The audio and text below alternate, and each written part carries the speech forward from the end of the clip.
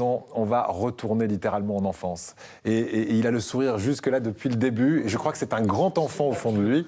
Il organise depuis le 5 décembre et jusqu'au 1er mars une exposition Massilia Toys qui se déroule au Mucem à Marseille. On va vous inviter à découvrir cette exposition maintenant.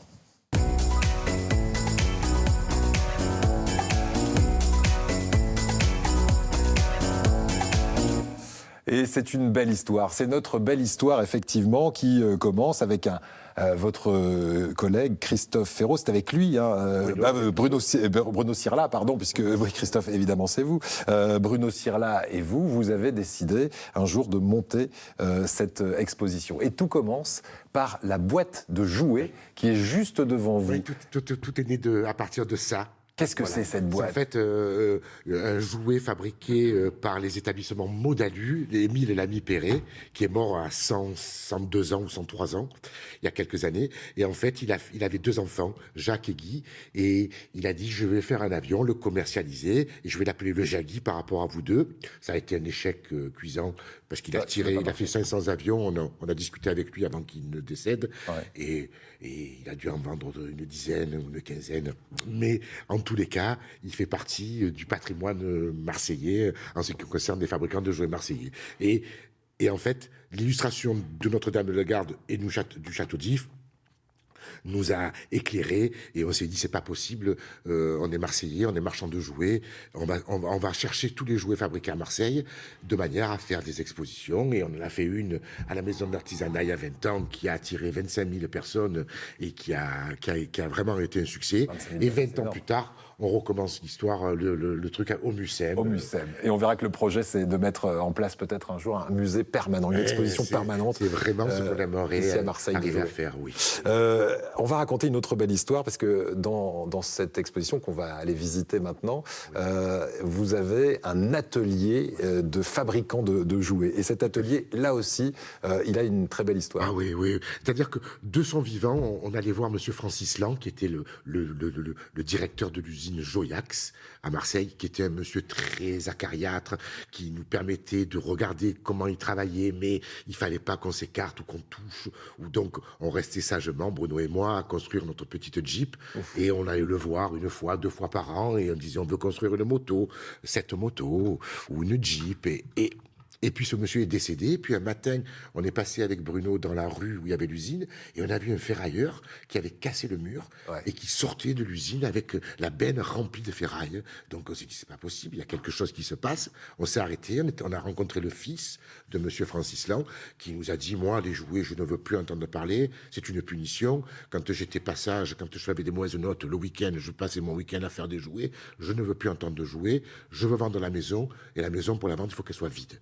À la maison, l'usine. Et on lui a dit, on fait une expo sur votre papa, c'est une figure des fabricants de jouets marseillais, il faut à tout prix que vous nous laissiez le temps de regarder un petit peu. Et il nous a dit, banco, vous avez 1 semaine, vous prenez ce que vous voulez, et faites votre expo, et je jetterai les choses après que vous soyez passé. Et vous avez passé une semaine à récupérer tout, les petits jouets au luminaire de l'atelier, etc. Et ça donne l'image qu'on a vue tout à l'heure, que vous pouvez découvrir. Un atelier qui est réaliste. Et on le voit actuellement au Mucem. C'est une belle histoire. Ça aurait pu tout finir à la poubelle, et puis ça n'a pas été le cas, quoi. Et puis après, il nous a donné, il y a 20 ans, à la fin de l'expo de la maison d'artisanat, il nous a dit, vous en ferez meilleur usage que moi. La mémoire de mon père sera perpétuellement mise en avant avec ces histoires dont vous avez le secret, et gardez tout, je vous donne tout, et faites-en bon usage. 500 jouets à découvrir. On vient de voir passer derrière vous, et on va nous remettre cette image pour que nos téléspectateurs en profitent. C'est la panoplie du voyageur intersidéral. Ça, c'est vraiment votre coup de cœur de l'expo. C'est la pièce vraiment phare de l'expo. C'est le fil conducteur de l'exposition. Disons que au début, l'exposition devait s'appeler le jouet de la planète Mars. Et monsieur Jean-François Chounier a tenu à ce que l'exposition s'appelle Massilia Toys, une collection de jouets de Marseille. Donc, on s'est plié à ses volontés. Mais le voyageur interplanétaire, il faut remettre ça dans un contexte des années 50, la science-fiction. Je fais la parenthèse, mais il paraît que la reine-mère a offert ce cadeau au prince Charles à l'époque. Exactement, exactement. Et en fait, on avait entendu dire par les enfants de M. Mossier, qui est le fabricant, que c'était Paris Match, qu'ils avaient fait la une. Et puis là, on a un petit peu plus... On n'avait rien trouvé. Pas de une de Paris Match. Et là, on a approfondi. Donc, on est au courant du nom de la revue dans laquelle c'est paru.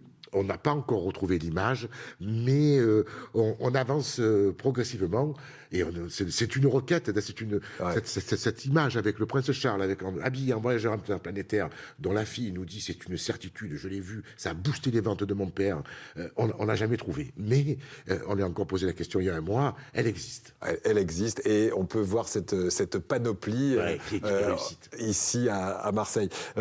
Si je vous demande de nous détailler quelques-uns des jouets que vous avez devant vous et qu'on trouvera aussi dans l'exposition, par exemple, ce qu'on ne sait pas, moi je voudrais qu'on commence par les tout petits en plastique là-bas, ça va rappeler plein de bons souvenirs. Ça, ce sont les cadeaux Bonux. Il y a certains fabricants de jouets marseillais dans les barils de lessive d'époque, l'enfant, dans une petite pochette plastique, au fond de la lessive, trouvait des jouets, le Bonux, si j'ai le droit de citer une marque...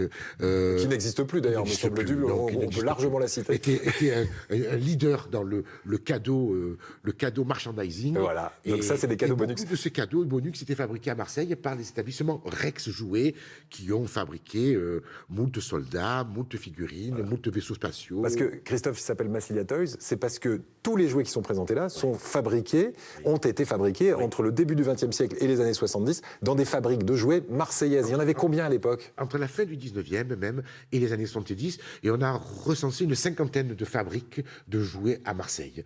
Ce qui montre que quand même le tissu industriel était important. Surtout très, très prolifique après-guerre. D'accord. Avant-guerre, c'était des petits ateliers assez intimistes, des artisans qui fabriquaient ça, des jouets à petits exemplaires.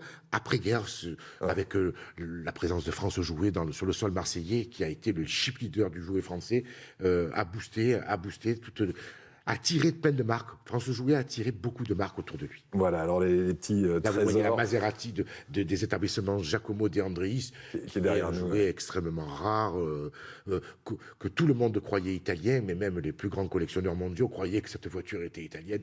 Non, elle est marseillaise. Elle est marseillaise.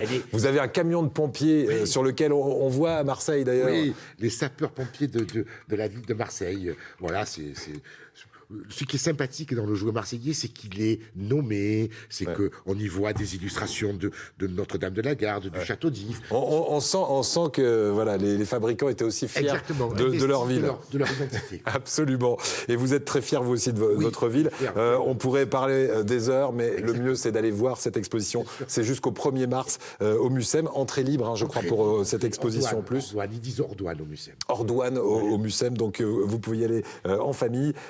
Merci beaucoup de nous l'avoir présenté. Et comme vous êtes un vrai Marseillais, on va faire une petite photo quiz avec vous. On va vous montrer votre petit coin de paradis. Vous allez me dire si vous le reconnaissez.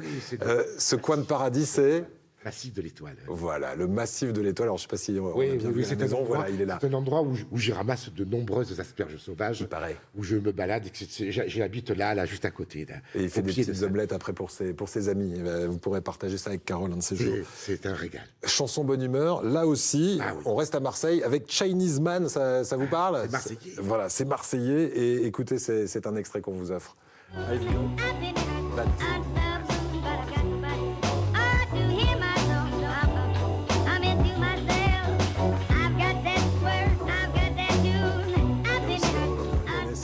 Ça colle bien avec Massilia Toys.